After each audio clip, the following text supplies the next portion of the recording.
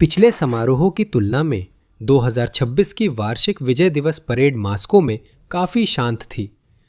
इस बार जनता ने red square से टैंकों की कतारें वीडियो स्क्रीन पर देखी, जो उनके लिए नया अनुभव था। वजह क्या थी? यूक्रेनी ड्रोन रूसी राजधानी की वायु रक्षा प्रणाली पार कर रहे हैं, जिससे रूस को परेड के दौरान हमले की चिंता है।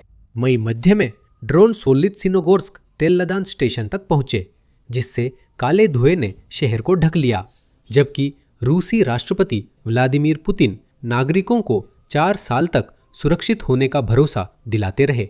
रूस की सबसे सुरक्षित औद्योगिक सुविधाओं में से मॉस्को रिफाइनरी पर हमला हुआ। मॉस्को के हवाई अड्डों ने सैकड़ों किलोमीटर के क्षेत्र में फिर से सभी व्यावसायिक उड़ानें रोक दी हैं। रॉबर्ट ब्राउडी, यूक्रेन की मानव रहित प्रणालियों की सेना के कमांडर, ने उस सुबह सोशल मीडिया पर 6 शब्द पोस्ट किए। मॉस्को अब कभी नहीं सोता। सोचिए, रूस ने यूक्रेन पर यह मानकर हमला किया था कि हफ्ते भर में जीत जाएगा, लेकिन अब यूक्रेन खुद रूसी राजधानी पर हमला कर रहा है।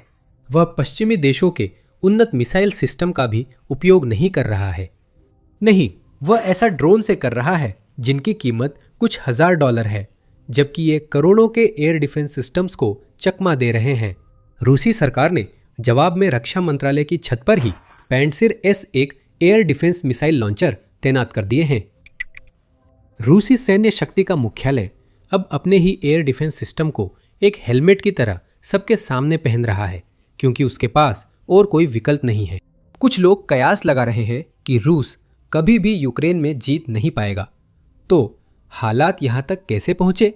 इसका आसान जवाब है ड्रोन। हाँ, हम ड्रोन पर खूब चर्चा करेंगे, लेकिन यही सब कुछ नहीं है। रूस यूक्रेन में क्यों नहीं जीत सकता? इसका नाटो, प्रतिबंधों, पश्चिमी हथियारों या यूक्रेनी बहादुरी से सीधा संबंध नहीं है। हालांकि ये सब अहम है। असल वजह तो और भी आसान है।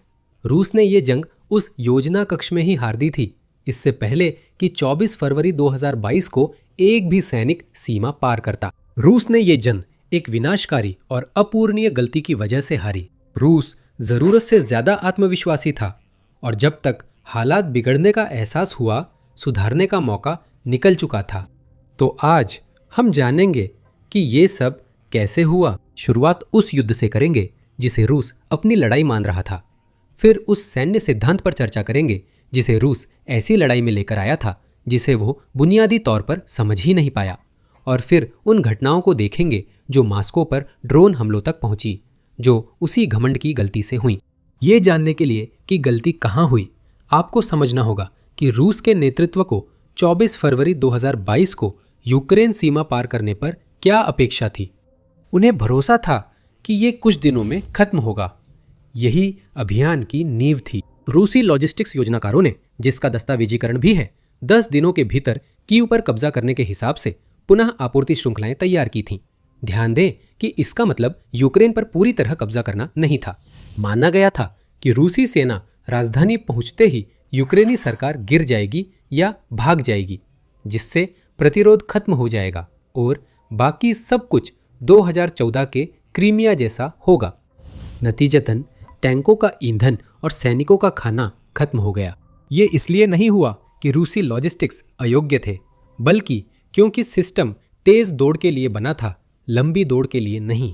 सोचिए, इसका असल मतलब क्या है?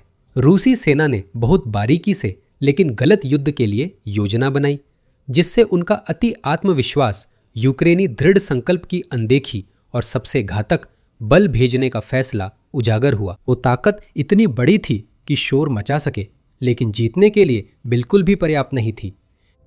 कागजों पर रूस के पास दुनिया की सबसे ताकतवर सेनाओं में से एक थी जब उसने हमला किया। सैकड़ों हजार सेवारत सैनिक, हजारों टैंक, बख्तरबंद वाहन और एक एरोस्पेस फोर्स जिसके पास अधिकांश देशों से ज्यादा विमान थे, हाइपरसोनिक मिसाइलें, परमाणु हथियार और सालों तक दुनिया के सबसे बड़े सैन्य बजटों में से एक। सिर्फ आंकड़ों में यूक्रेन का इनसे मुकाबला संभव नहीं था, और रूस ने इसका इस्तेमाल नहीं किया। शुरुआती आक्रमण बल लगभग 1,50,000 से 1,90,000 सैनिकों के बीच था।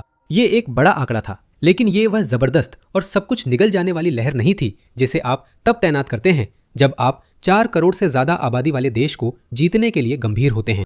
संदर्भ के लिए 1991 में अमेरिका के गठबंधन ने कुवैत को इराक से मुक्त कराने के लिए करीब 7 लाख सैनिक तैनात किए थे, जबकि कुवैत आकार, जनसंख्या और सैन्य क्षमता में यूक्रेन से काफी छोटा है। रूस के योजनाकारों ने शायद आंकड़े देखे, यूक्रेन को देखा और सोचा कि वे उसकी चौथाई ताकत से भी काम चला सकते हैं, मानते हुए कि कीव गंभीर प्रतिरोध से पहले ही गिर जाएगा। पीछे देखे तो कहना गलत होगा कि रूस पूरी तरह पागल था कि वह ऐसा कर सकता है। 2014 में रूस ने क्रीमिया पर कब्जा किया और उसे कोई खास सैन्य विरोध नहीं मिला, और उसी साल पूर्वी डोनबास में रूस समर्थित अलगाववादियों ने स्थानीय प्रतिनिधियों, गुप्त सैन्य समर्थन और कीव में राजनीतिक अराजकता के साथ मिलकर 2 अलगाववादी गणराज्य बना लिए थे। इनमें से किसी के लिए भी भारी सैन्य बल की आवश्यकता नहीं थी, बस इतना ही काफी था कि यूक्रेन खुद अपनी आर्थिक समस्याओं से जूझ रहा था और पूरी तरह से अनजान था। सिद्धांत संबंधी विफलता के नीचे एक बड़ी खुफिया विफलता भी थी। रूसी सैन्य खुफिया एजेंसी GRU और FSB ने यूक्रेन की प्रतिरोध क्षमता को कम आंका था।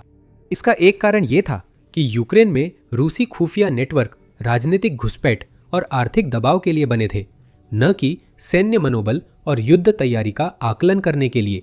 कुछ विश्लेषकों ने जानबूझकर विकृति की, क्योंकि पुतिन को बुरी खबर देना उनके लिए पेशेवर रूप से खतरनाक हो सकता था।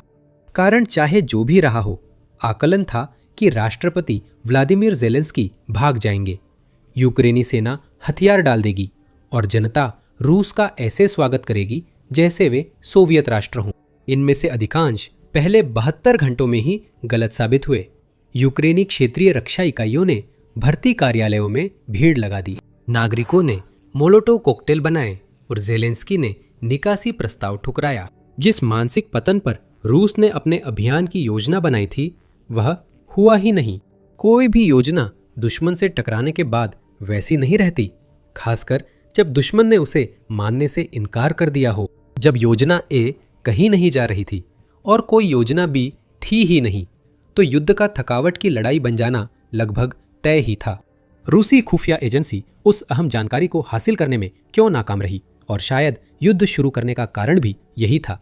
इसका असली कारण यह है कि यूक्रेन में जबरदस्त बदलाव आया और इसके लिए उसे सिर्फ रूस का ही धन्यवाद करना चाहिए। 2014 के बाद यूक्रेन ने विचारधारा के मामले में पश्चिम के करीब जाना शुरू कर दिया और साथ ही उसने अपनी सेनाओं को प्रशिक्षण देने के लिए नाटो से भी संपर्क किया। इसका मतलब था 8 साल का विश्व स्तरीय प्रशिक्षण, पश्चिमी उपकरणों का दान और डोनबास की लड़ाई के अनुभवी लड़ाके। नतीजा ये रहा कि अभियान कल्पना पर आधारित था। रूसी सेनाएं एक साथ कई दिशाओं में आगे बढ़ी, उत्तर से कीव की ओर, उत्तर पूर्व में खार्किव की ओर और दक्षिण में खेरसॉन की ओर। इससे उनकी कमजोर सेना बड़े मोर्चे पर फैल गई। सोच थी कि इन रास्तों पर गंभीर प्रतिरोध नहीं होगा और राजधानी पर खतरे के साथ यूक्रेनी प्रतिरोध टूट जाएगा। यूक्रेनी सेनाओं ने होस्टोमेल हवाई अड्डे पर उन्हें रोक दिया, जो कीव पर कब्जे के लिए पहला प्रवेश द्वार था। इससे अभियान की रणनीति बिखरने लगी। इससे 40 मील लंबा टैंक काफिला बन गया, जो फंस गया क्योंकि युद्ध का पहला ऑपरेशन विफल हुआ और रूस पीछे नहीं हट सकता था क्योंकि उसकी ऐसी कोई योजना नहीं थी। 1 अप्रैल 2022 तक, मुश्किल से 5 हफ्ते बाद ही रूस कीव ओब्लास्ट से पीछे हट रहा था, जबकि ऑपरेशन 3 से 10 दिन का माना गया था। इसने पूरी दुनिया के सामने यह उजागर कर दिया था कि उसकी सेना एक कागजी शेर है जो भ्रष्टाचार, अपर्याप्त प्रशिक्षण और अपनी अजेयता की दशकों पुरानी संस्थागत मिथक पर टिकी हुई है। यह सबसे जरूरी बात है और इसी पर वीडियो आगे आधारित है। कीव से पीछे हटना रूस के अति आत्मविश्वास का अंत नहीं था, ये तो केवल पहला और सबसे स्पष्ट परिणाम था। इसके गहरे प्रभाव अब भी सिस्टम में दिख रहे थे। इसके लिए हमें रूस के सैन्य सिद्धांत में गहराई से देखना होगा, यानी उसने युद्ध लड़ने की योजना कैसे बनाई थी। आधुनिक रूसी सैन्य सिद्धांत सोवियत गहन युद्ध सिद्धांत का सीधा उत्तराधिकारी है, जिसे 1920 के अंत और 1930 के दशक में विकसित किया गया था। इसका मुख्य विचार था कि दुश्मन की पूरी सैन्य शक्ति पर एक साथ हमला किया जाए, न कि उनकी पंक्तियों को धीरे धीरे तोड़ा जाए। इसमें अग्रिम पंक्ति, रिजर्व, लॉजिस्टिक्स और कमांड सेंटर शामिल थे, जिससे हर जगह एक साथ संकट हो ताकि दुश्मन सबका एक साथ जवाब न दे सके। व्यवहार में इसके लिए वायु और जमीनी सैनिकों, कमांड और लॉजिस्टिक्स के बीच जबरदस्त समन्वय की आवश्यकता होती है। सबसे महत्वपूर्ण बात यह है कि इसमें माना जाता है कि सभी आदेश ऊपर से आते हैं और बिना किसी बदलाव के कमांड की श्रृंखला में नीचे तक भेज दिए जाते हैं। लेकिन इस तरीके में एक विनाशकारी कमजोरी है। ये तभी काम करता है जब आपका कमांड और कंट्रोल सही तरीके से काम कर रहा हो। अगर आदेश न पहुंचे या कमांडर टैक्टिकल यूनिट्स का संपर्क हेडक्वार्टर से टूट जाए तो पूरी समन्वित मशीन रुक जाती है। और यहीं पर यूक्रेन द्वारा इस लड़ाई में लाई गई सबसे अनदेखी फायदों में से एक काम आती है। यूक्रेन 1991 तक सोवियत संघ का हिस्सा था। इनके सैन्य अधिकारी सोवियत सिद्धांत में पले बढ़े और सोवियत सैन्य अकादमियों में पढ़े हैं। जब रूस ने अपना आक्रमण शुरू किया तो यूक्रेन एक ऐसे दुश्मन से लड़ रहा था जिसे वह अच्छी तरह से जानता था, खासकर क्योंकि दुश्मन वही नियमों का पालन कर रहा था जो उसने सिर्फ 8 साल पहले इस्तेमाल किए थे। और यूक्रेन ने पूरी तरह से खुद को ढाल लिया। 2014 के बाद से शुरू होकर और 2016 से सीधे नाटो के मार्गदर्शन में तेजी से यूक्रेन ने जानबूझकर अपने अधिकारियों को सोवियत शैली की कमांड संरचनाओं से हटाकर नाटो के मिशन कमांड दर्शन की ओर प्रशिक्षित किया। सोवियत मॉडल में, जिसे रूस अब भी अपनाता है, आदेश ऊपर से नीचे सख्ती से आते थे और अधीनस्थ कमांडरों को उन्हें बिना खास बदलाव लागू करना पड़ता था। ये प्रणाली ऊपर से नियंत्रित करने के लिए बनाई गई है। यूक्रेन ने जानबूझकर मॉडल तोड़ा। इसने अपनी कंपनी और बटालियन कमांडरों को दुश्मन की मंशा और उस समय की सबसे अनुकूल स्थिति के आधार पर ऊपर से अनुमति का इंतजार किए बिना स्वतंत्र निर्णय लेने के लिए प्रशिक्षित किया। इसने उन यूनिट्स पर ध्यान केंद्रित किया जो अलग थलग रहकर काम कर सकती थी, ठीक इसी वजह से क्योंकि बड़े दुश्मन के सामने उन्हें ऐसा करने के लिए मजबूर होना पड़ता। ये 2 कारणों से बेहद महत्वपूर्ण था। पहला, इससे यूक्रेनी बल कहीं अधिक मजबूत हो गए। रूसी इलेक्ट्रॉनिक युद्ध और सिग्नल इंटेलिजेंस ऑपरेशनों के तहत रूस की जैमिंग क्षमताएं सोवियत सेना की केंद्रीकृत संचार संरचना को निशाना बनाने के लिए बनाई गई थी, जिसमें एक ब्रिगेड नेटवर्क, मुख्य नोड्स और अनुमानित रेडियो फ्रीक्वेंसीज होती थी। कई छोटे नोड्स के जरिए कम दूरी पर संवाद करने वाली विकेंद्रीकृत सेना के खिलाफ ये उपकरण काफी कम प्रभावी हो गए। यूक्रेनी छोटे यूनिट कमांडरों ने एंटी टैंक हथियारों और अनियमित रणनीतियों से घात लगाई, जिससे रूसी सेनाएं बार बार चौंकी क्योंकि वे संरचित विरोधी की उम्मीद कर रही थी।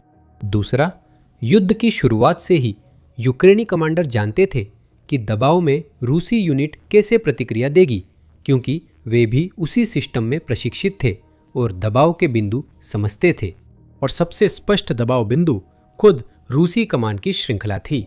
रूसी सैन्य सिद्धांत में अधिकार शीर्ष पर केंद्रित है और वरिष्ठ अधिकारियों से अपेक्षा की जाती है कि वे सामरिक हालात खुद संभाले।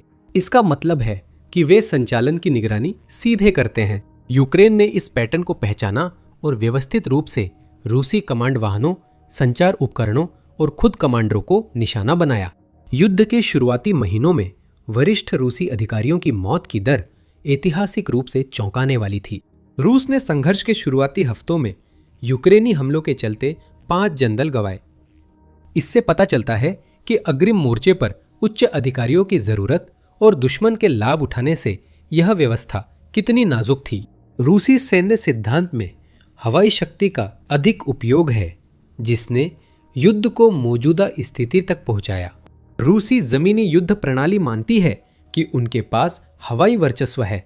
संयुक्त हथियारों वाली गहरी लड़ाई का पूरा सिद्धांत इस बात पर निर्भर करता है कि रूसी विमानन जमीनी बलों के समर्थन में स्वतंत्र रूप से काम कर सके। इसमें दुश्मन की रक्षा प्रणाली दबाना, लॉजिस्टिक्स पर हमला और पैदल सेना व बख्तरबंद वाहनों को हवाई समर्थन देना शामिल है। इसीलिए रूसी जमीनी टुकड़ियां बिना हवाई सुरक्षा के लड़ने के लिए नहीं बनी है। उनकी रणनीतियां, संरचनाएं और जिस युद्ध गति को वे बनाए रखने के लिए डिजाइन किए गए थे, सब ये मानकर चलते हैं कि आसमान उनके नियंत्रण में होगा और कोई उन्हें समर्थन देने के लिए मौजूद रहेगा। यूक्रेन के ऊपर आसमान एक दिन भी रूस के नियंत्रण में नहीं रहा, जिसका कारण रूस की शुरुआती अति आत्मविश्वास भी है। हवाई वर्चस्व हासिल करने के लिए सबसे पहले आपको दुश्मन की हवाई रक्षा प्रणाली को दबाना होता है।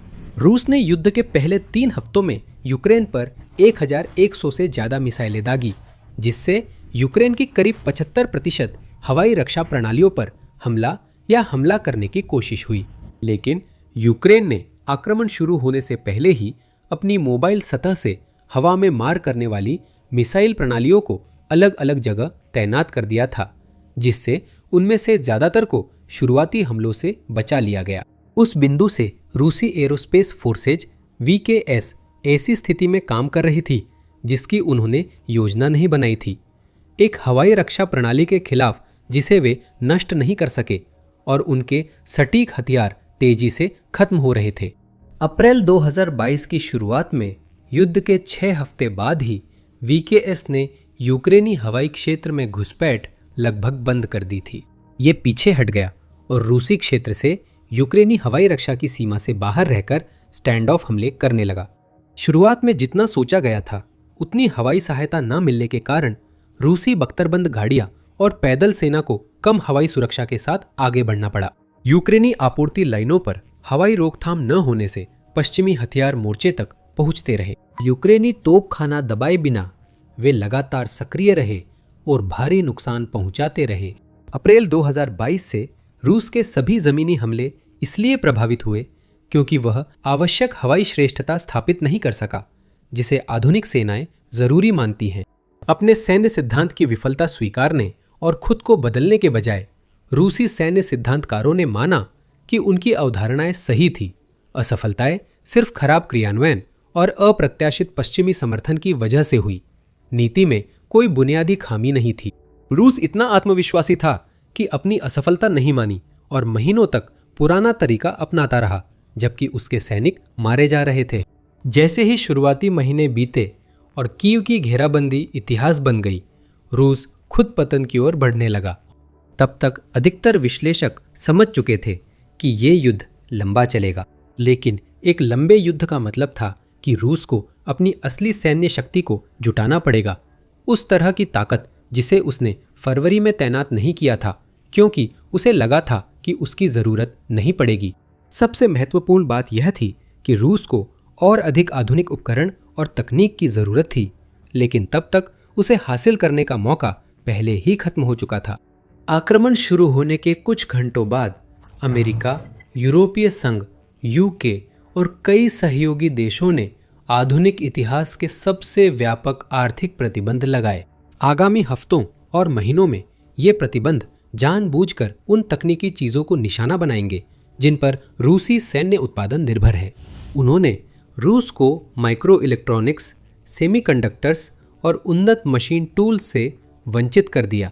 इसका मतलब था कि रूस नए गाइडेंस चिप्स, कम्युनिकेशन हार्डवेयर या उन्नत ड्रोन कंट्रोल सिस्टम नहीं बना सकता था। प्रतिबंध इतने विनाशकारी इसलिए थे क्योंकि रूस एक बड़ा पाखंडी है। रूस का सैन्य क्षेत्र पश्चिमी तकनीकी आपूर्ति पर निर्भर रहा है और उसकी आधुनिक मिसाइलों में पश्चिमी माइक्रो इलेक्ट्रॉनिक्स इस्तेमाल होती है। इसके टैंक बनाने में पश्चिमी मशीन टूल्स इस्तेमाल होते हैं। इलेक्ट्रॉनिक युद्ध प्रणाली के लिए उन्नत चिपसेट्स चाहिए जो रूस का सेमीकंडक्टर उद्योग घरेलू रूप से नहीं बना सका। ये जानकारी रॉयल यूनाइटेड सर्विसेज इंस्टीट्यूट से है, जिसने इस निर्भरता का दस्तावेजीकरण किया और बताया कि रूस को सैन्य जरूरतों के लिए जरूरी सामान पश्चिमी सप्लाई चेन से मिलता था। हाँ, प्रतिबंधों का असर तुरंत नहीं होता। रूस के पास सोवियत काल के उपकरणों के सबसे बड़े भंडारों में से एक था, जिन्हें बस रखा गया था, नष्ट नहीं किया गया था। रूस उन भंडारों को फिर से युद्ध में इस्तेमाल कर सकता था, लेकिन उन्हें आधुनिक उपकरणों से बदल नहीं सकता था। इसके बाद मची अफरा तफरी दिखाती है कि रूस ने बड़ी गलती की थी। रूस ने जल्द ही ईरान से शाहिद अटैक ड्रोन लेने शुरू किए। ये ऐसे हथियार हैं जिन्हें तेहरान कई सालों से विकसित कर रहा था और रूस ने अपनी क्षमताओं पर जरूरत से ज़्यादा भरोसा करते हुए युद्ध से पहले कभी इनमें गंभीरता से निवेश करने की कोशिश नहीं की थी। इसके बाद रूस ने तोप के गोले के लिए उत्तर कोरिया से लाखों गोले आयात किए। जो उसकी घरेलू क्षमता के बराबर थे। जब वो भी नाकाम रहा तो बारी आई भंडारों की। तब 1960 और 1970 के दशक में बने T-62 टैंक बाहर निकाले गए। बाद में T-55 और यहाँ तक कि द्वितीय विश्व युद्ध में इस्तेमाल हुए T-34 टैंकों की भी खबरें आईं। इन बात की कोशिशों पर तो हंसी आती है और पश्चिमी समाचार चैनलों और हमारे अपने वीडियो ने दिखा दिया कि द्वितीय विश्व युद्ध के टैंक को आधुनिक युद्ध के मैदान में लाना कितना बेकार है। लेकिन वे संख्या में थे और उन्होंने रूस को अपने युद्ध प्रयासों को बनाए रखने के लिए थोड़ा और समय देने में कामयाबी हासिल की। लेकिन इसका मतलब था कि युद्ध को एक बहुत ही निम्न तकनीकी स्तर पर लड़ना। यहाँ सबसे जरूरी है समय चुनना। अगर रूस ने पहले दिन से ही अपनी पूरी सैन्य ताकत के साथ युद्ध में प्रवेश किया होता तो प्रतिबंध फिर भी लगते, लेकिन वे ऐसे रूस पर आते जिसने पहले ही अपने मुख्य उद्देश्यों को हासिल कर लिया होता और वह क्षेत्र पर कब्जा कर लिया होता जो वह चाहता था। प्रतिबंध रूस पर तब लगाए जाते हैं जब वो जीत मजबूत कर रहा हो, न कि जब वो युद्ध में पिछड़कर अपनी स्थिति बचाने की कोशिश कर रहा हो। उस समय तक रूस के पास प्रतिबंधों को पलटने की ताकत होती, क्योंकि उसके पास नया क्षेत्र होता जो संसाधनों से भरपूर होता और चीन हमेशा उन संसाधनों को खरीदने के लिए तैयार रहता। लेकिन भारी सैन्य बल करने के बजाय अति आत्मविश्वास चुनकर रूस ने यह सुनिश्चित कर दिया कि प्रतिबंध उस समय लागू हो जाएं जब वह अभी भी लड़ाई में उलझा हुआ था और उसने ऐसा कुछ भी हासिल नहीं किया था जिससे उसे प्रतिबंध हटाने के लिए बातचीत में कोई ताकत मिलती। संदर्भ समझने के बाद अब हम ड्रोन युद्ध पर नजर डाल सकते हैं। ध्यान दें, यह बाकी घटनाओं से अलग नहीं है। यहाँ तक कि यहाँ भी रूस का अति आत्मविश्वास ही शायद वह निर्णायक कारक है जिसकी वजह से यूक्रेन इतने लंबे समय तक अपनी रक्षा करने में सफल रहा है। यहाँ युद्ध को 3 मोर्चों में बांटा जा सकता है। सीमा रेखा पर नजदीकी लड़ाई, यूक्रेन के कब्जे वाले क्षेत्रों व पड़ोसी रूसी ओब्लास्ट के आसपास हमले और रूसी क्षेत्र पर गहरे हमले। यूक्रेन इन तीनों में जीत रहा है। सीमा रेखा पर आंकड़े बेहद कठोर हैं। 2026 के मध्य तक कुछ $100 के छोटे FPV ड्रोन जो विस्फोटक वारहेड ले जाते हैं युद्ध में लगभग 80% हताहतों के लिए जिम्मेदार थे। दोनों पक्ष इनका इस्तेमाल करते हैं। यूक्रेन ने निर्णायक बढ़त बना ली है। 2025 में रूस ने सामरिक ड्रोन अंतर्काम कर कुछ प्रगति की जिससे युद्ध में उसकी उपलब्धियों में मदद मिली, लेकिन वो प्रगति रुक गई है और इसका एक साधारण कारण है। रूस उन लोगों की भर्ती नहीं कर पा रहा है जिनकी उसे अपने ड्रोन बलों को प्रभावी ढंग से संचालित करने के लिए जरूरत है। रूस की मानव रहित प्रणालियों की सेनाओं ने दक्ष युवा स्नातकों की भर्ती का लक्ष्य रखा था। ये वही लोग थे जिनके पास तेज प्रतिक्रिया और स्थानिक जागरूकता होती है जिससे वे तेज रफ्तार उच्च दबाव वाले युद्ध के माहौल में FPV ड्रोन को प्रभावी ढंग से चला सकते हैं। 4 महीनों की सक्रिय भर्ती के दौरान वे अपने लक्ष्य का केवल 16% ही हासिल कर पाए। इसका मुख्य कारण है कि शिक्षित युवा रूसियों को रूसी सेना में शामिल होना आकर्षक नहीं लगता। वे अच्छी तरह जानते हैं कि मोर्चे पर क्या होता है और उनके पास इस बात की कोई लागू करने योग्य गारंटी भी नहीं है कि जैसे ही किसी कमांडर को हमले के लिए सैनिकों की जरूरत होगी उन्हें ड्रोन नियंत्रण स्टेशन से हटाकर हमला करने वाली पैदल सेना इकाई में नहीं भेज दिया जाएगा। रूस ने अपनी प्रमुख रूबिकॉन ड्रोन इकाई का विस्तार करने की कोशिश की थी। ये कभी रूसी पक्ष की सबसे सक्षम टुकड़ी थी और यूक्रेन के ड्रोन इंफ्रास्ट्रक्चर तक पहुंच कम करने के लिए जिम्मेदार थी। जैसे जैसे प्रवेश मानक कम हुए और रूस ने इसे पूरे फ्रंट लाइन में फैलाया, सेना तो बड़ी हो गई लेकिन उसकी क्षमता काफी घट गई। आखिरकार रूस फिर अपनी सैन्य नीति के अभिशाप तले लड़खड़ा गया। रूस ने बिना चालक बलों को स्वतंत्र रखने के बजाय उनके संचालन को केंद्रीकृत किया ताकि वे बड़े हमलों के अनुरूप हों। रूस ड्रोन यूक्रेन पर उन्हीं जगहों पर भेज रहा था जहां उनकी उम्मीद थी, जिससे यूक्रेन अपनी सबसे उन्नत रक्षा प्रणालियां इस्तेमाल कर पा रहा था। नतीजा यह हुआ कि रूस की सबसे सक्षम ड्रोन संचालन इकाइयों के पास कम ड्रोन और कम ऑपरेटर रह गए। यूक्रेन इसमें इसलिए भी सफल रहा क्योंकि उसकी कमांड संरचना सख्त नहीं है और नवाचार प्रणाली भी लचीली है। रूसी ड्रोन में तेजी से नवाचार हो सकता है पर स्वतंत्रता की कमी से वे पीछे हैं। जब इन्हें टेस्ट करने और इस्तेमाल करने की बात आती है। लेकिन जब यूक्रेनी ड्रोन ऑपरेटर रूसी जवाबी उपाय की पहचान करते हैं तो वे तुरंत उसका जवाब तैयार करना शुरू कर देते हैं और कुछ ही दिनों में उसे मैदान में टेस्ट करते हैं। ड्रोन का नया वेरिएंट जल्द ही फ्रंट लाइन यूनिट्स तक पहुंच सकता है।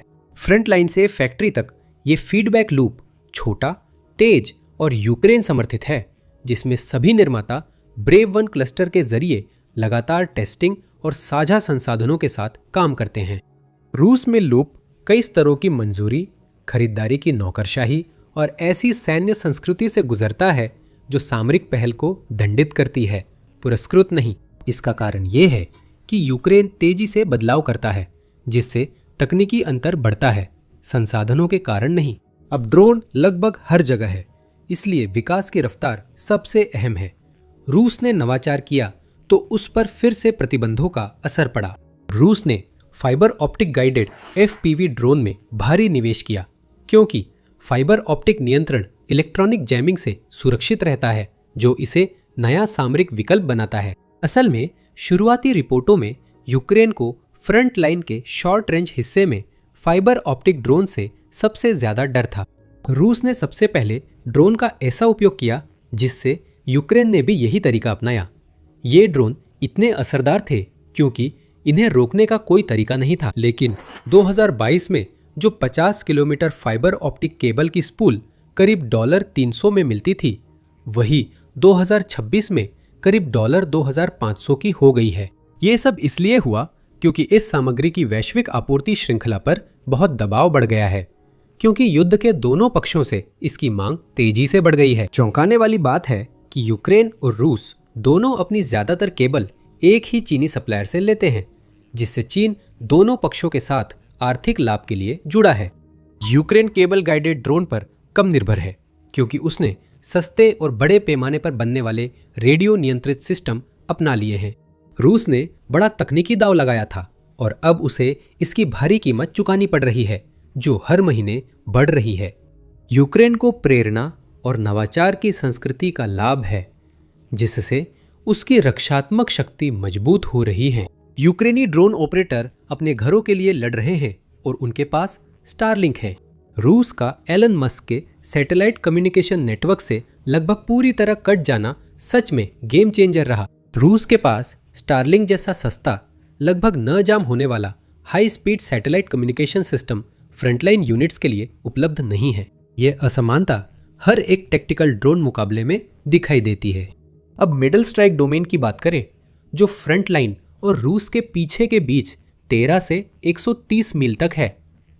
यहाँ पर यूक्रेन ने इस क्षेत्र को व्यवस्थित रूप से कमजोर करने के अभियान में बदल दिया है। राष्ट्रपति जेलेंस्की ने मई 2026 में कहा था कि मार्च से मिसाइल हमले 2 गुना और फरवरी से 4 गुना बढ़े हैं। तो यूक्रेन ने खुद की रक्षा करने से आगे बढ़कर ड्रोन युद्ध के जरिए रूस की फ्रंट लाइन तक पहुंच को काटने का सक्रिय प्रयास शुरू कर दिया। सेंटर फॉर इंफॉर्मेशन रेजिलियंस ने सिर्फ मार्च और अप्रैल 2026 में रूसी वायु रक्षा और इलेक्ट्रॉनिक युद्ध उपकरणों पर यूक्रेनी हमलों में 300% की बढ़ोतरी दर्ज की है। करीब 80 सिस्टम 8 हफ्तों में निशाना बने। वायु रक्षा सिस्टम महंगे, धीमे बनते हैं और इनकी लगातार हानि फीडबैक लूप बनाती है। हर एक सिस्टम के नष्ट होने से अगला ड्रोन हमला और ज़्यादा प्रभावी हो जाता है, जिससे और सिस्टमों को नष्ट करना आसान हो जाता है, जिससे और गहरे और भारी हमले किए जा सकते हैं और ये सिलसिला चलता रहता है। मध्यम दूरी में यूक्रेन घरेलू उत्पादन पर अधिक निर्भर हो गया है, जिसका उदाहरण FP-FP2 ड्रोन है। ये 220 पाउंड का वारहेड किसी भी रूसी बख्तरबंद वाहन को नष्ट या निष्क्रिय कर सकता है और रूसी वायु रक्षा प्रणालियों पर प्रभावी ढंग से इस्तेमाल हुआ है। मई 2026 में जब जर्मन रक्षा मंत्री बोरिस पिस्टोरियस ने यूक्रेनी फ्रंटलाइन कमांड सेंटर्स का दौरा किया, यूक्रेनी कमांडरों ने उन्हें FP-FP2 ड्रोन द्वारा रूसी वायु रक्षा प्रणालियों को गिराने के फुटेज दिखाए। इसका प्रतीकात्मक अर्थ यह था कि यूक्रेन के पास पहले से ही ऐसे ड्रोन थे जो पश्चिम द्वारा डिजाइन की गई किसी भी चीज के बराबर थे और अब ये ड्रोन अपने लक्ष्य खोज रहे थे। रूस के लिए इसका मतलब था कि उसे फिर से अभियान को पुनर्गठित करना पड़ा।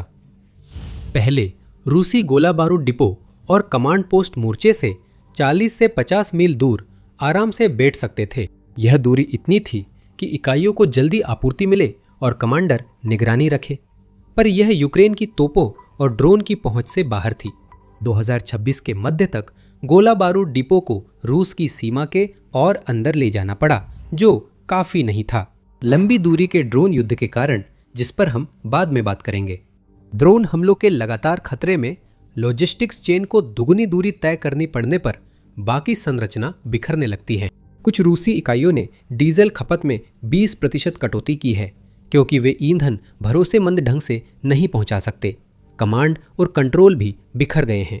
रूसी कमांडर, जिन्हें युद्ध क्षेत्र संभालना था, अब दूर से सप्लाई लाइनों का समन्वय कर रहे हैं। ये बात अज़ोव कॉर्प्स की फुटेज में दिखाई गई थी, जो 8 मई 2026 को प्रकाशित हुई थी। इसमें हॉर्नेट ड्रोन के बारे में विस्तार से बताया गया था, जिनकी कीमत लगभग $5000 प्रति ड्रोन है, जबकि इसी तरह की प्रोफाइल वाले रूसी लैंसेट X-50 एक की कीमत लगभग $68,000 है। हॉर्नेट ड्रोन बिना रुकावट कम ऊंचाई पर डोनेट्स्क और मारियुपोल के ऊपर उड़ रहे थे और मोर्चे से 100 मील पीछे मुख्य राजमार्गों पर लॉजिस्टिक वाहनों को निशाना बना रहे थे। रूस द्वारा 4 साल की लड़ाई के बाद कब्जाए इलाकों पर ड्रोन की मौजूदगी दिखाती है कि अब वह मिड रेंज क्षेत्र में शीर्ष पर नहीं है। युद्ध का एक अहम पहलू है, जिसमें यूक्रेन ने रूस के मुख्य बुनियादी ढांचे पर हमले में काफी प्रगति की, और संभवतः यही वजह है कि 2026 की विजय परेड को लेकर रूस चिंतित था। युद्ध की शुरुआत में यूक्रेन के पास लंबी दूरी की घरेलू हमला क्षमता नहीं थी। 4 साल बाद वो हर महीने 1 लाख से ज्यादा ड्रोन मिशन लॉन्च करता है। हमला अभियान ने रूसी तेल बुनियादी ढांचे को लगातार और व्यवस्थित रूप से निशाना बनाया है।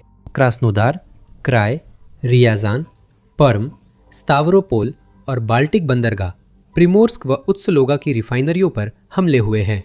अप्रैल 2026 में पर्म पर हमला उल्लेखनीय है, क्योंकि यह सुविधा यूक्रेनी सीमा से 1000 मील दूर उरल पर्वत क्षेत्र में है, जहां रूसी योजनाकारों ने इसे पहुंच से बाहर समझा था। तेल अवसंरचना पर हमलों की गति ने रूस को केवल अप्रैल 2026 में ही कच्चे तेल का उत्पादन अनुमानित 3 लाख से 4 लाख बैरल प्रतिदिन तक घटाने के लिए मजबूर कर दिया।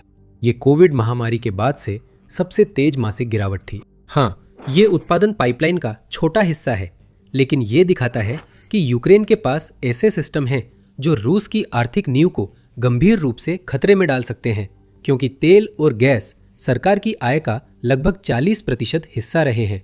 लेकिन औद्योगिक और सैन्य ठिकाने भी उसके मिशन का बड़ा हिस्सा रहे हैं। यूक्रेनी ड्रोन ने रोस्तोव के radar, scientific and technical centre और स्तावरोपोल के बड़े उर्वरक संयंत्र पर हमला किया। क्राय, जो विस्फोटक रसायन बनाता है, और चेबोकसारी में शाहिद व इस्कंदर के पुर्जों की फैक्ट्री। मई 2026 में फ्लेमिंगो क्रूज मिसाइलों का उपयोग करते हुए।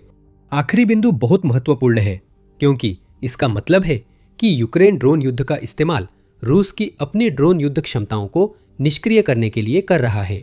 इसके पीछे सैन्य औद्योगिक इतिहास में सबसे बड़े बदलावों में से एक फायर पॉइंट है।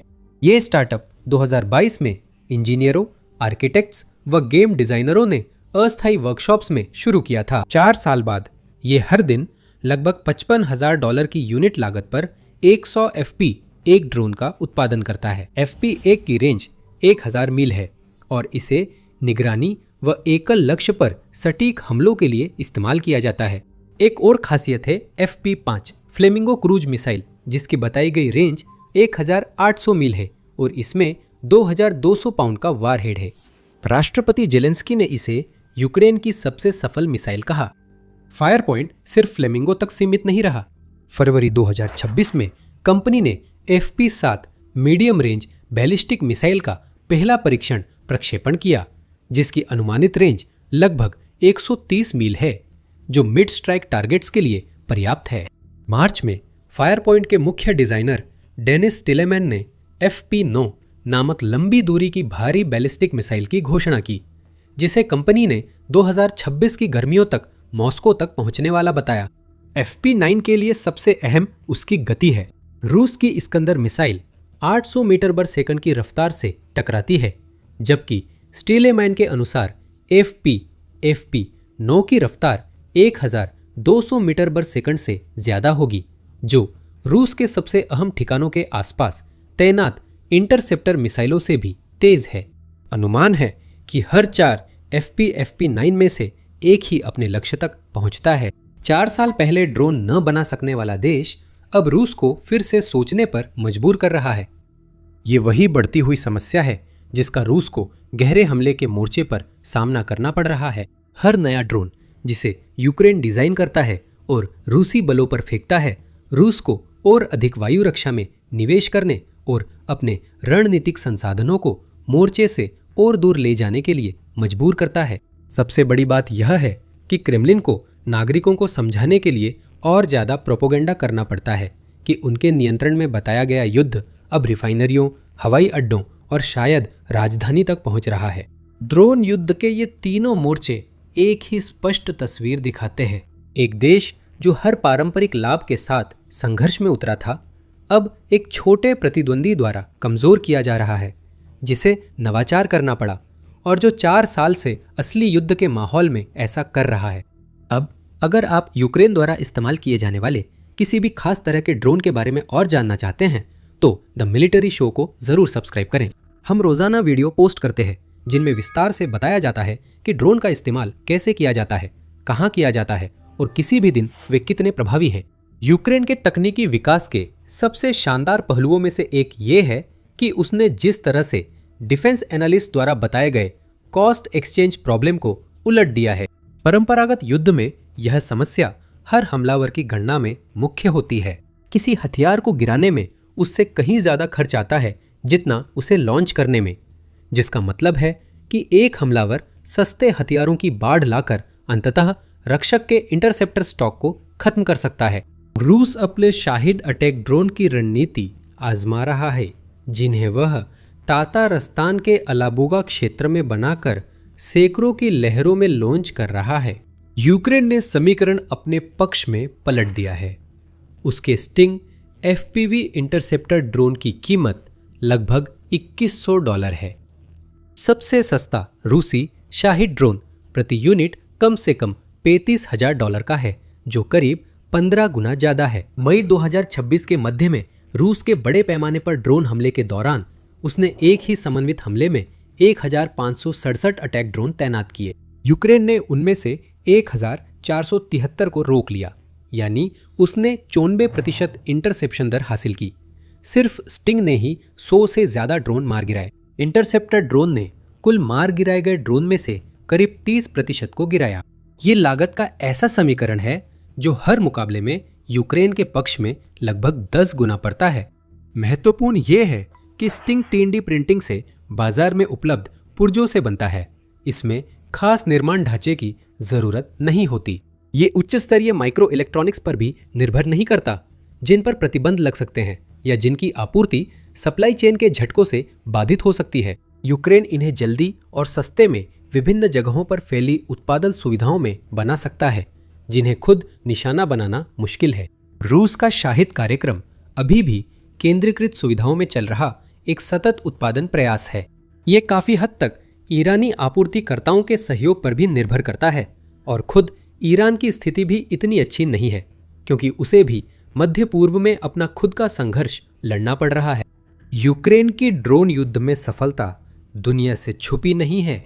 मार्च 2026 तक 200 से ज्यादा यूक्रेनी ड्रोन पायलट फारस की खाड़ी में अमेरिकी और खाड़ी सेनाओं को ईरानी ड्रोन हमलों से निपटने में मदद के लिए तैनात थे। ईरानी शाहिद ड्रोन द्वारा अमेरिकी सुविधाओं को $1 अरब से अधिक नुकसान पहुंचाने के बाद यूक्रेन का स्काईमैप एंटी ड्रोन कमांड और कंट्रोल प्लेटफॉर्म सऊदी के प्रिंस सुल्तान एयरबेस पर संचालित हुआ। सऊदी अरब, UAE और कतर के साथ रक्षा समझौतों पर हस्ताक्षर किए गए। संयुक्त राज्य अमेरिका के साथ ड्रोन सहयोग समझौते की विभिन्न संस्थागत स्तरों पर समीक्षा चल रही है।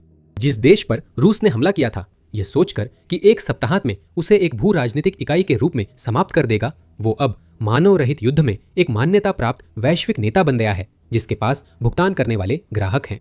वहीं रूस हर पैमाने पर बिल्कुल विपरीत दिशा में जा रहा है।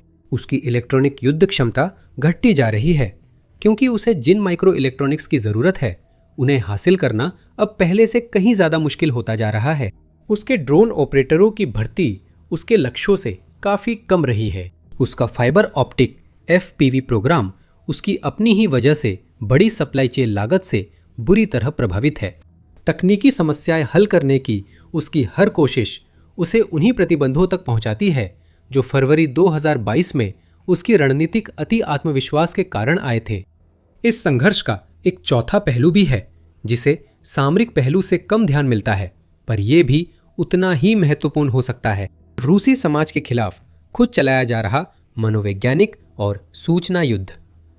व्लादिमीर पुतिन का रूसी नागरिकों के साथ मूल समझौता यह था कि यूक्रेन में युद्ध एक विशेष सैन्य अभियान है जिससे उन्हें चिंता करने की जरूरत नहीं। मॉस्को वासियों को युद्ध का समर्थन जरूरी नहीं था क्योंकि अधिकतर सैनिक वहां के नहीं थे और माना जाता था कि बड़े शहरों तक उसके असर पहुंचने से बहुत पहले ही लड़ाई खत्म हो जाएगी। 4 साल बाद अब यूक्रेन की सीमा से ड्रोन की पहुंच के भीतर रूसी नागरिकों की संख्या बढ़ रही है, जिसमें मॉस्को भी शामिल है। इन लोगों ने 4 साल यूक्रेनी ड्रोन को अपने शहरों के ऊपर उड़ते, रूस के तेल ढांचे पर हमला करते, रिफाइनरियों में आग लगाते और उनके हवाई अड्डों को ठप करते हुए देखा है। रूस ने कई शहरों में मोबाइल इंटरनेट पर रोक लगाई ताकि ड्रोन नेटवर्क सिग्नल का इस्तेमाल नेविगेशन में न हो सके। यह दिखाता है कि अपने युद्ध प्रयासों को बचाने के लिए रूस कितनी हद तक नीचे गिर सकता है। इस बिंदु पर आप सोच रहे होंगे, क्या रूस हालात के मुताबिक खुद को ढाल नहीं सकता? क्या वह अपनी नाकामी को स्वीकार नहीं कर सकता? जो संसाधन उसे शुरू में लगाने चाहिए थे, उन्हें अब लगाकर और अपनी भारी ताकत और लगातार कोशिशों से किसी तरह की जीत हासिल नहीं कर सकता? जवाब है नहीं। और क्यों जानने के लिए आपको इस विश्लेषण की चारों कड़ियों को साथ रखना होगा। पहला कारण है प्रतिबंधों का जाल, और यह समय के साथ और गहरा होता जाता है। हर गुजरते महीने के साथ रूस का सैन्य औद्योगिक आधार उस तकनीकी सीमा से और पीछे छूटता जा रहा है जिसकी उसे प्रतिस्पर्धा करने के लिए जरूरत है। आधुनिक युद्ध के मुख्य हथियार जैसे ड्रोन, AI, गाइडेड और इलेक्ट्रॉनिक जैमिंग सिस्टम, इन सभी के लिए ऐसे उन्नत सेमीकंडक्टर और माइक्रो इलेक्ट्रॉनिक्स की आवश्यकता होती है जिन्हें रूस ना तो आसानी से घरेलू स्तर पर बना सकता है और ना ही भरोसेमंद तरीके से आयात कर सकता है। हाँ, इसके पास कई प्रतिबंधों से बचने की योजनाएं हैं, खासकर मध्य एशिया और चीन से, लेकिन ये लागत बढ़ाते हैं क्योंकि रूस की बातचीत में कमजोरी है। पश्चिमी सरकारें प्रवर्तन तंत्र बेहतर बनाती है तो इन्हें बाधित किया जा सकता है। दूसरा कारण है जनशक्ति का गणित, जो अब यूक्रेन के पक्ष में जा रहा है। रूस की जीत का सिद्धांत हमेशा जनशक्ति की बढ़त पर निर्भर रहा है। आप ज्यादा लोगों को भेजकर ज्यादा नुकसान झेलते हैं और संख्या से रक्षक को थका देते हैं। 3 साल तक यही मॉडल चला। रूस की हताहत दर बहुत क्रूर थी, लेकिन उसकी भर्ती दर भी उसी के बराबर थी। फिर जनवरी 2026 में ये बदल गया। युद्ध अध्ययन संस्थान के अनुसार जब से पूर्ण पैमाने पर आक्रमण शुरू हुआ था, पहली बार रूस की हताहत दर उसकी भर्ती दर से ज्यादा हो गई। मार्च 2026 में ज़ेलेंस्की ने अनुमान लगाया कि रूस ने पिछले 3 महीनों में लगभग 89,000 सैनिक खो दिए, जबकि उसने केवल 80,000 की भर्ती की। प्रति वर्ग किलोमीटर लागत भी विनाशकारी हो गई है।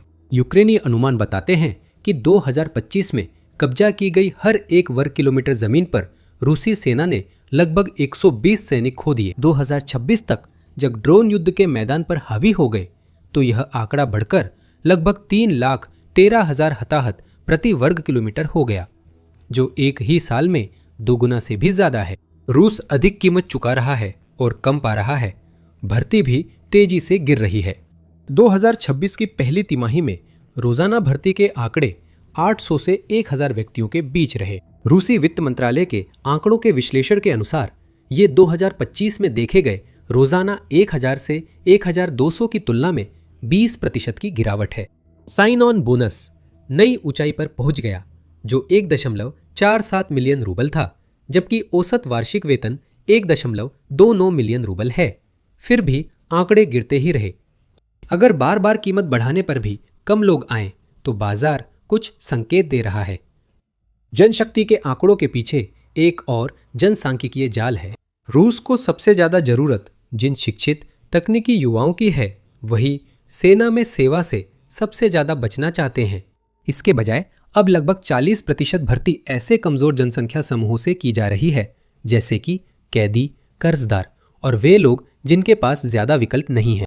रूस जिन सैनिकों को 21वीं सदी के ड्रोन युद्ध का सामना करने के लिए भेज रहा है, वे अब उसकी समाज के हाशिए पर रहने वाले लोगों में से ही ज्यादा लिए जा रहे हैं, जबकि वे लोग जो वास्तव में उन प्रणालियों को चला सकते हैं देश छोड़कर जा रहे हैं, जबरन भर्ती से बच रहे हैं या भर्ती अधिकारियों से छुप रहे हैं जो उनके कार्यस्थलों पर आ रहे हैं।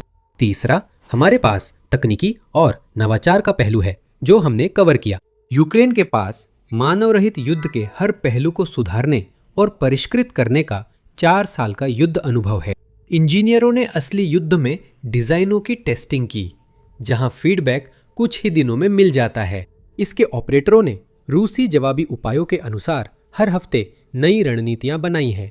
कमांडरों ने युद्ध के सभी स्तरों पर निर्णय में ड्रोन इंटेलिजेंस शामिल कर ली है।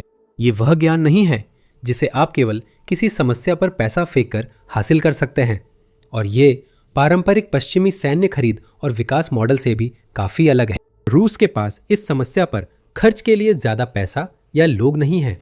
2025 के लिए जीडीपी वृद्धि लगभग 1% रही। 2026 के लिए रूस की अपनी सरकार ने विकास अनुमान को घटाकर सिर्फ 0.4% कर दिया है और अर्थव्यवस्था पहली तिमाही में 0.3% सिकुड़ गई, जो कि 2023 की शुरुआत के बाद पहली तिमाही में संकुचन है। इस बीच रूस का 2025 का सैन्य खर्च $190 अरब था, या जीडीपी का 7.5%, जो सोवियत संघ के विघटन के बाद सबसे अधिक हिस्सा है। 2026 में बजट में कुल संघीय खर्च का लगभग 40% हिस्सा सैन्य क्षेत्र के लिए निर्धारित किया गया था, जिससे सेना में भारी निवेश की प्रवृत्ति जारी रही। फिर भी उसे सैन्य बजट कम करना पड़ा, मानते हुए कि यह काफी नहीं था। इसका आंशिक रूप से वित्त पोषण करने के लिए रूस ने 2026 की शुरुआत में अपने वेट दर को 20% से बढ़ाकर 22% कर दिया। सैन्य खर्च से बड़ी महंगाई के चलते ब्याज दरें 21% से अब 16% तक आ गई है, जिससे नागरिक अर्थव्यवस्था लगभग पंगु हो गई है। और संरचनात्मक समस्या किसी एक आंकड़े से कहीं ज्यादा गहरी है। सैन्य औद्योगिक निवेश श्रम, पूंजी और कच्चे माल को हर दूसरे क्षेत्र की कीमत पर खा रहा है। रूस की श्रमिक कमी इस तथ्य से स्पष्ट होती है कि आधिकारिक बेरोजगारी दर सिर्फ 2.2% है। यह आंकड़ा समृद्धि जैसा लगता है, लेकिन असल में दिखाता है कि देश में अब अतिरिक्त श्रमिक नहीं है। नागरिक अर्थव्यवस्था में जो लंबे युद्ध के दौरान रूस को संभाले रखने वाली होती, 2025 की पहली छमाही में केवल कृषि और विनिर्माण में ही लगातार वृद्धि दिखी। बाकी सब या तो रुक गया या सिकुड़ गया। यह मुख्य तर्क के लिए अहम है, क्योंकि इससे रूस का संभावित रास्ता बंद हो गया। स्वस्थ और बढ़ती अर्थव्यवस्था वाला देश लंबा युद्ध झेल सकता है, खुदरा और तकनीकी निवेश कर सकता है और जरूरी लोगों की भर्ती कर सकता है। रूस उल्टा कर रहा है। उसकी अर्थव्यवस्था सिकुड़ रही है और युद्ध लंबा खींचने के बावजूद वास्तविक रूप से सैन्य खर्च घट रहा है। उसके नागरिक उद्योग कमजोर है, क्योंकि काम करने वाले लोग जबरन युद्ध में भेजे जा रहे हैं। चौथा कारण संरचनात्मक है और शायद सबसे बुनियादी भी। रूस की सेना अभी भी सोवियत कमांड संरचना का उपयोग करते हुए एक गहरी लड़ाई की युद्ध शैली से लड़ने की कोशिश कर रही है, जबकि उसका विरोधी खास तौर पर उस मॉडल की हर कमजोरी का फायदा उठाने के लिए खुद को तैयार कर चुका है। रूसी सिद्धांत का केंद्रीकरण उसकी कमजोरी है, जिसे यूक्रेन आसानी से निशाना बनाता है। रूस के जमीनी अभियानों के लिए जरूरी हवाई वर्चस्व यूक्रेन में पिछले 4 साल से नहीं है और तब तक नहीं होगा जब तक यूक्रेन के पास सतह से हवा में मार करने वाली मिसाइलें और उन्हें बदलने का औद्योगिक आधार है।